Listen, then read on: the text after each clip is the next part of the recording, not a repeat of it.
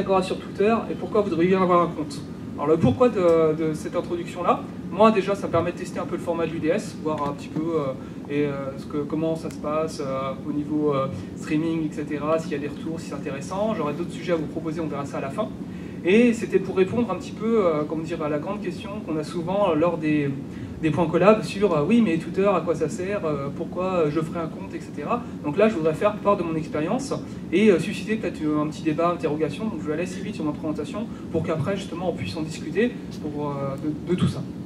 Alors, le sommaire, donc je vais parler un petit peu de moi, ça va être rapide. Twitter en quelques mots, oui mais, Twitter et l'Inagora, et donc terminé par les fameuses questions-réponses. Donc moi je pense que vous savez à peu près qui je suis, mais pas forcément. Donc, alors, vous me connaissez sous le nom de Jérôme, mais en fait, moi, j'ai envie de dire, je suis avant tout Genma, et c'est en tant que Genma que je suis ici devant vous. Je suis auteur d'un blog, je fais des conférences régulières, je suis membre de différentes communautés, je fais des choses sur Internet. Vous cherchez avec mon pseudo, vous trouverez tout ça. Et surtout, je fais de la gestion de mon identité numérique, ce qu'on appelait la fameuse e-réputation. C'était un terme à la mode il y a quelques années.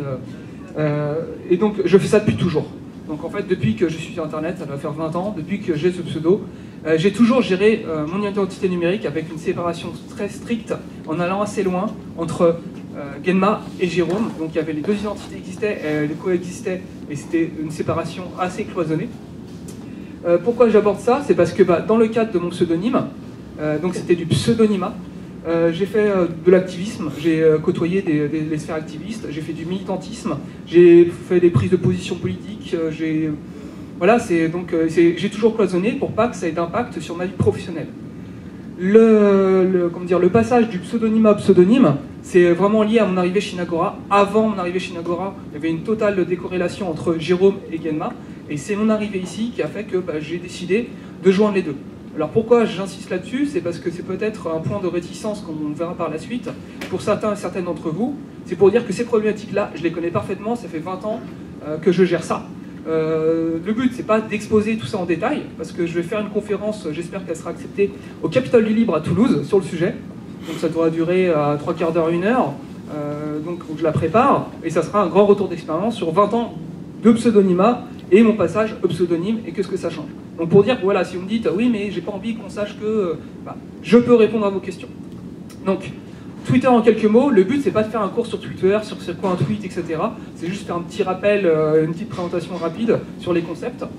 Alors déjà, ça a été créé en 2006, donc c'est un réseau qui est assez ancien. Pour donner un titre indicatif, donc c'est le début en France, je le situerai vers 2008. Je fais partie des premiers early adopters. On était très peu nombreux en France. C'était des petites communautés. Je voudrais remercier Patrick Péja, qui est un des tweetos à l'époque. Il en parlait tout le temps et c'était un réseau assez obscur. Il disait ouais mais c'est bien, faut y aller. Et je me suis inscrit en 2008. Et on était très peu. On était entre 50 000 et 100 000, surtout des early adopters dans la sphère tech en France. Donc c'était vraiment très ciblé par rapport à maintenant. On dit n'importe qui hashtag à la télé ils en parlent, n'importe quelle star a des millions de followers et tout ça. Le concept, donc en fait, à l'origine, c'était du microblogging, c'était partager des messages de 140 caractères. Ça a beaucoup évolué en un peu moins de 10 ans. Moi, j'ai vu toutes les évolutions, les systèmes de hashtags qui sont apparus, les retweets, etc. Donc, je connais assez bien l'écosystème Twitter. Il faut savoir qu'il y a tout type de population, qu'il y a différentes communautés, et ça reste un canal de communication assez particulier par rapport à Facebook ou autre. C'est vraiment sa particularité pour Twitter. Alors, j'ai souvent entendu, lors des UDS, des points collab, quand la direction nous incite à s'inscrire sur Twitter, oui, mais j'ai pas envie, donc j'ai mes données personnelles. Alors déjà, je vous poserai la question de réfléchir, combien d'entre vous utilisent un Gmail, utilisent Google, Chrome au quotidien ou Facebook? Donc le coût des données personnelles, pour moi, ça ne tient pas, c'est pas un argument valable. Si vous avez un Facebook, ou si vous utilisez tout simplement Chrome ou Google au quotidien, le coût de « oui, mais Twitter, il va connaître mes infos personnelles », c'est pas un argument qui tient. Si vous n'en êtes pas convaincu, je vous proposerai à la fin un UDS sur le sujet, parce que c'est quelque chose que je maîtrise assez bien. Je fais des conférences sur les sujets, j'en parlerai après. Twitter, ça prend du temps, ça me prend du temps. Ça peut prendre 2 minutes par jour. C'est un réflexe à avoir, il suffit d'avoir l'appli ou de se connecter. Hop, on fait un petit tweet ou un petit retweet, etc. J'aborderai le côté corporate un peu après. Sachant que moi j'ai été Twitter addict, j'ai été connecté quasiment toute la journée sur Twitter, à suivre au quotidien avec un écran, donc je sais ce que c'est que prendre du temps sur Twitter. Donc 2 minutes, c'est rien. Alors, je suis Genma et je suis aussi membre de Framasoft. C'est pour ça que j'ai mis un beau t-shirt. Et je ne peux pas parler de Twitter sans évoquer le côté dégooglisant. Donc, il existe d'autres réseaux sociaux déjà. Il y a Mastodon, qui est en fait l'équivalent de Twitter, mais en version décentralisée, en logiciel libre. C'est aussi un canal de communication. Il y a Diaspora, et il y en a d'autres. Donc, ce que j'aborde là, en fait, que j'ai abordé sur le côté corporate, etc., sur relayer la communication de votre entreprise, vous pouvez l'aborder aussi sur d'autres réseaux. C'est pas uniquement Twitter. Twitter est un canal de communication assez spécifique, avec une assez grosse visibilité, mais il existe d'autres communautés sur lesquelles on peut aller chercher des gens. Et Mastodon, Diaspora, etc., sont des gens où il y a des gens qui sont passionnés par le logiciel libre et qui ont tout intérêt à venir chez l'Inagora. Il y a aussi, comme on est une entreprise qui fait du logiciel libre, Twitter c'est moins pire. Dixit, Richard Stallman himself. Autant Richard va dire que Facebook c'est le mal, etc. Autant Twitter il va nous dire oui, le code JavaScript n'est pas libre. Mais il a une approche totalement différente. Et c'est pas quelque chose que j'invente.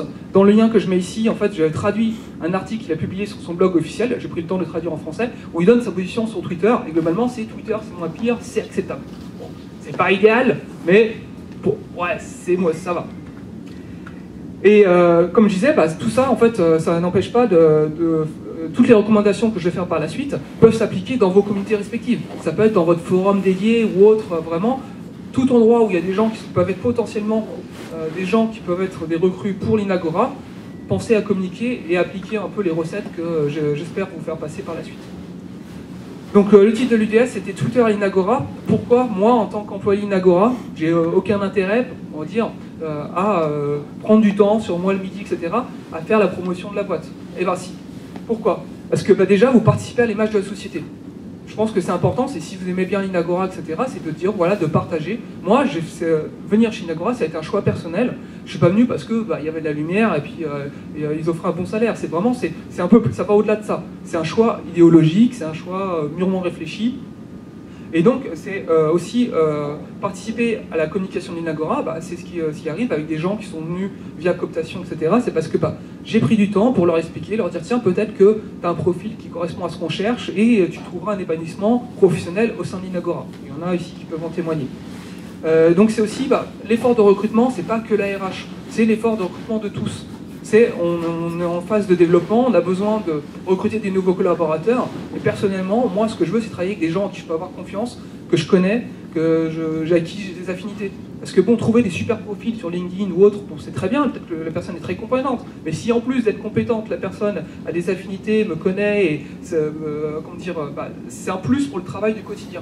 Quand il y a des périodes de stress ou autre, connaître la personne, ça facilite. Il sait que si je l'envoie bouler, c'est pas parce que je l'aime pas. C'est juste que c'est un moment peut-être un peu difficile ou autre. Et tout ça, ça contribue aussi. La communication, c'est aussi mettre en avant, utiliser Twitter d'une façon, et les réseaux sociaux d'une façon générale, pour mettre en avant tout ce qui est les meet-up, les billets de blog des uns et des autres. En fait, c'est contribuer à l'écosystème l'Inagora. C'est qu'il y a pas mal d'initiatives en dehors du côté professionnel qui sont faites pour créer une bonne ambiance. Les meet-up, ça peut être sympa, même pour soi-même, d'y participer, de rencontrer des pontes de la technologie, d'organiser. C'est des trucs que moi m'intéressent. Et donc de participer justement à la diffusion des messages que fait le groupe Com sur Twitter, en juste retweetant, en relayant, etc., dans vos communautés respectives, ça contribue à donner de la visibilité à ça. Et c'est 2 minutes. On crée un compte, on clique, ça rediffuse, c'est 2 minutes. Et même si on a une communauté qui est très petite derrière, pour le compte Inagora en lui-même, il y a des compteurs. Il y a les fameux nombres de cœurs ou le nombre de retweets, etc. Et plus le nombre est élevé, plus ça donne d'importance aussi. C'est quelqu'un qui voit un tweet que moi je fais de l'Inagora, que je retweete dans ma communauté, s'il voit qu'il a été retweeté 3 fois, il dit ouais, c'est pas intéressant. S'il voit qu'il a été retweeté 10, 15, 20 fois, il dit ah, peut-être que c'est intéressant. Donc bon, même si ça m'intéresse pas, je vais retweeter pour rediffuser. C'est comme ça que ça marche. Et je reviens pas sur l'importance de faire connaître l'Inagora, mais parce qu'il y a aussi cette visibilité par rapport à des clients. On a quand même un marché de niche. Il faut que les clients sachent qu'on existe, ce qu'on fait, et on nous demande aussi d'être impliqués dans le logiciel libre, donner cette visibilité-là, parce que si le client dit ouais, vous faites de l'open source, ouais, ok, qu'est-ce que vous y connaissez? Qu'est-ce qu'on y connaît? On a des gens qui sont passionnés, qui passent du temps le week-end là-dessus, qui contribuent, on leur donne des logiciels. Moi je trouve ça génial de pouvoir bosser avec des logiciels dont je suis fan depuis 20 ans. Et donc comme je disais, il n'y a pas que Facebook, Instagram, Medium, etc. Alors comment on peut faire? Déjà, créer un compte. Alors, on peut le faire de manière bête et méchante avec son nom, prénom, ou vous pouvez faire un pseudonyme et mettre une image, un avatar, idéalement une petite bio avec un hashtag Linagora dedans. Après, vous n'êtes pas obligé de mettre dans la bio hashtag Linagora, mais bon, si vous retweetez régulièrement des trucs que sur Linagora, on va s'en douter, donc autant l'assumer. Après, ça peut être un compte qui est totalement décorrélé de votre vie personnelle. Il n'y a pas de souci, vous faites un compte corporate. Oui, le mot est dit, c'est corporate, mais vous pouvez prendre même un compte sur pseudo, juste pour retweeter des trucs Linagora. Ce qui compte, c'est que ça va donner de la visibilité au compte de Linagora en lui-même, c'est ça l'objectif. Et pour la séparation de votre compte sous pseudo, ou au contraire, vous avez une activité sous pseudo et vous ne voulez pas du tout qu'on fasse le lien au sein de Linagora pour des raisons personnelles avec votre pseudo, on peut travailler là-dessus, vous expliquer justement qu'est-ce qu'il faut éviter comme écueil pour qu'on ne trouve pas votre pseudo. Je connais bien la problématique, comme je disais tout à l'heure. Et donc, tweet et relayer, tout simplement, vous pouvez le faire depuis votre PC professionnel, depuis votre smartphone professionnel, pour ceux qui en ont, vous n'êtes pas obligé de prendre votre smartphone perso. Vous ferez un compte Twitter dédié sur votre smartphone perso, de temps en temps, vous voyez un truc passer, pour tweeter, vous refermez, voilà. Et vous avez fait votre effort de contribution à la communication interne de l'entreprise. Il y a aussi les techniques de onglet contextuel dans Firefox, pour les blue geeks d'entre nous, tout ça, c'est des petits trucs qu'on peut voir, où justement ça va créer des profils dédiés. En fait, on a un espace dédié pour la communication liée à l'espace professionnel, un espace dédié pour tout ce qui est personnel, etc. Et on cloisonne. Il y a plein de techniques pour ça, je ne vais pas les aborder là en détail. Le but, c'est vraiment de dire, il y a des façons de faire pour cloisonner, pour respecter la sphère publique privée. Ce qu'il faut comprendre, c'est qu'à l'heure actuelle, moi, en tant que membre de Framasoft et d'autres par mes activités, je suis très à cheval sur tout ce qui est vie privée et tout ça, et pourtant je suis un personnage public. Alors mon personnage public est sous pseudonyme, mais c'est quand même un choix. On ne peut pas se priver à l'heure actuelle de communication sur ces réseaux-là. Donc autant avoir le contrôle dessus de l'image qu'on en donne et savoir exactement qu'est-ce que je diffuse, qu'est-ce que je veux garder pour moi, etc. Et c'est valable un peu pour tout. Et les conseils que je peux donner pour le côté corporate sont aussi valables pour votre vie personnelle. Si vous êtes papa, maman, etc., vous êtes, j'espère, sensibilisé aux problématiques de Facebook, il a les photos de mes enfants, c'est pas forcément idéal, on peut en parler de tout ça. Donc le but de cette UDS aussi, c'était d'aller plus loin, en fait. Okay. Et après, il n'y a aucune obligation à suivre tout le monde. Vous n'êtes pas obligé de me suivre moi. Si vous le faites, je serais content, mais si ce que je raconte, vous en moquez, et vous avez raison, vous n'êtes pas obligé de me suivre. Suivez juste Linagora, avec votre compte dédié pour ça. Et puis sur votre compte perso, vous suivez vos clubs de foot préférés, et puis le truc de Linagora, on s'en fout, c'est pas grave. Vous avez un compte dédié pour la com de Linagora. Alors, les objectifs, quand j'aimerais bien qu'on se donne, parce que c'est poser des problématiques, c'est bien, donner des solutions, c'est mieux, ça serait que peut-être d'ici la fin de l'année, on voit en fait un réel changement, que les gens en fait s'impliquent, même si c'est juste un tweet de temps en temps, que Robin fasse pas tout son boulot de com, que Amandine fasse pas tout son boulot de RH, etc. pour rien, que derrière nous, on soit moteur, qu'on participe, justement, qu'on les soutienne d'une certaine façon. C'est un esprit d'équipe. Et donc que les tweets de Linagora soient un peu plus mis en avant, que quand Kader fait un billet sur Medium, justement on participe à l'effort de communication pour relayer. Donc ça donne plus de poids, et puis après il y a GitLab qui va accepter parce qu'il voit il y a eu un gros succès sur Medium, et on va reprendre pour le mettre sur notre propre club. Donc c'est un effort de tous les jours qui prend pas beaucoup de temps et qui sera porteur pour l'entreprise et donc indirectement pour nous aussi. Et donc vous pouvez aussi adopter Twitter pour faire votre veille techno. C'est important, pour moi en tout cas, de faire de la veille techno, de suivre l'actualité. Le monde de l'open source, du logiciel libre évolue très vite. Et il y a beaucoup de communication qui se fait justement par Twitter. Les fils RSS, c'est presque mort. Combien d'entre vous sont abonnés à tous les sites de toutes les nouvelles techno, etc. Personne, moi-même je ne le fais pas. Alors que j'ai un agrégateur RSS assez rempli. Par contre, s'abonner à 2-3 comptes Twitter de personnes qui suivent pas mal la tech, etc. Si on est spécialiste des frameworks JavaScript, on suit Kader, on va voir un peu l'actualité. En fait, c'est dans des communautés. On s'inscrit en fait au compte des communautés en question et on aura l'information, savoir qu'une nouvelle version d'un logiciel est sortie, où il y a telle ou telle techno qui est importante et qui peut être utile. Et ça, c'est important. Pour répondre à des appels d'offres, par exemple, pour savoir les technos à la mode, ou au contraire que telle techno est en train de mourir. Et ça, c'est tout simplement faire de la veille techno. Et cette veille techno, vous pouvez la faire via votre compte pro. Comme ça, vous séparez. Vous avez votre compte perso, vous avez vos passions, etc. Et puis, ça correspond à ce que vous aimez. Et un compte pro, où de temps en temps, vous regardez, vous retweetez les tweets Linagora, et à côté, vous regardez un peu, tiens, il y a telle techno qui sort, telle techno, vous vous tenez au courant. Et ça contribue aussi à votre enrichissement professionnel. Donc voilà. Alors pour finir, un petit moment d'auto-promo. Moi j'aime bien parler, comme vous avez vu, je suis conférencier, j'ai un tas de sujets dont je pourrais voir avec vous. Alors, il y a deux choses que je pourrais proposer. Un UDS, en fait, où là, ça va être parlé, parce que l'avantage, c'est que ça va être filmé, ça peut être diffusé en live, etc. Mais ça demande aussi du travail de côté Robin. Donc, il faut voir si c'est pertinent ou autre. Mais ça permet de garder une trace numérique et après de diffuser sur les réseaux comme YouTube ou autre, montrer, voilà, à l'Inagora, on fait des moments de partage de connaissances. C'est pas uniquement mettre au boulot dodo, c'est un petit plus aussi. Et ça, c'est important.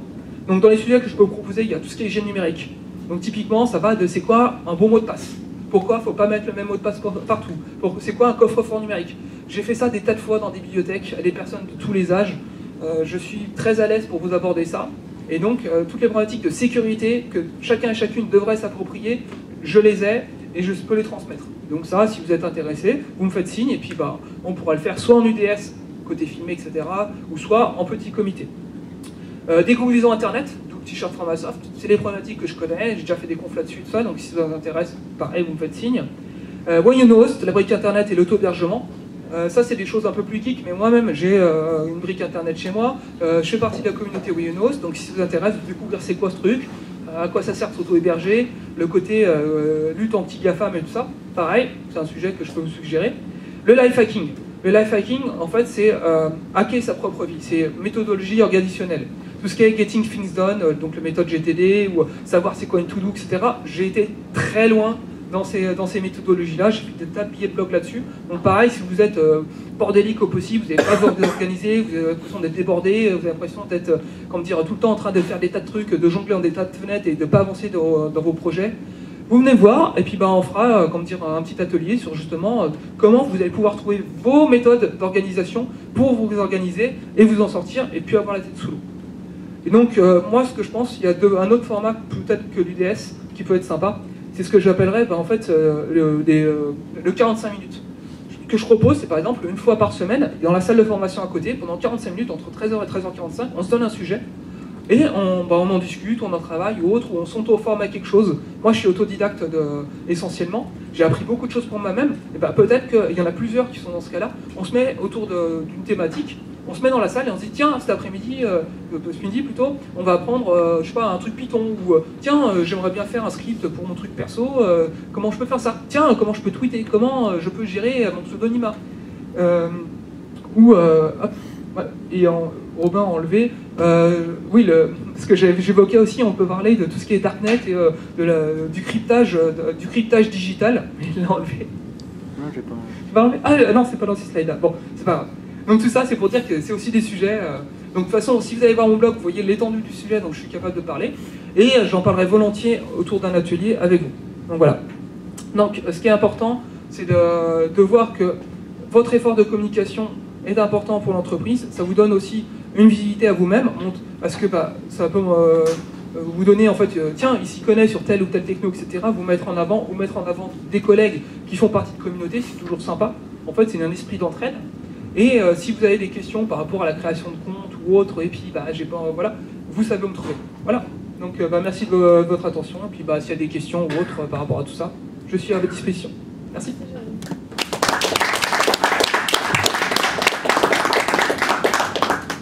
Il y a quelqu'un sur Twitter qui dit et pourquoi pas Mastodon? C'est bien les brown bags, il y a moyen que ça finisse ailleurs que sur YouTube pour la diversité, tout ça, tout ça. Ouais. Donc je répète la question pour qu'on l'entende. On dit pourquoi pas Mastodon et est-ce qu'il y a moyen que ça aille ailleurs que sur YouTube? Alors pour Mastodon, il faut savoir que l'Inagora a un compte sur Framapiaf, donc linagora@framapiaf.org, et Robin, qui est notre community manager, fait l'effort de redispatcher le plus de messages possible de Twitter sur Mastodon également et de répondre et d'interagir avec les gens de la communauté Mastodon au sens large. Pour les vidéos YouTube, alors, à l'heure actuelle, si on propose quelque chose qui marche aussi bien que YouTube, qui a la même visibilité, on est preneur. Parce que oui, on peut faire des trucs en logiciel libre, on pourrait héberger sur une plateforme d'Inagora ou autre, mais YouTube, c'est au-delà de la plateforme de streaming en elle-même, et du côté technique, c'est aussi un vrai réseau social, c'est tout un écosystème de données, et il faut y être. Je sais par expérience que c'est un peu Framasoft, nous on dégooglise, mais on est quand même présent sur des réseaux comme YouTube, sur Framasoft, etc. Ce qu'il faut, c'est pas qu'on soit que là. Donc proposer la vidéo sur YouTube, c'est bien, la proposer en téléchargement à côté, c'est mieux et idéal. Comme ça, les gens qui ne veulent pas aller sur YouTube, qui veulent juste la récupérer, la diffuser ou autre, sous une licence libre, c'est très bien. Donc il ne faut pas se couper de YouTube, mais il ne faut pas être que sur YouTube. De la même façon, Il ne faut pas se couper de Twitter, il ne faut pas être que sur Twitter, d'où notre présence sur Mastodon. Pour répondre à la question. D'autres questions, peut-être, non? Des réactions? Voilà.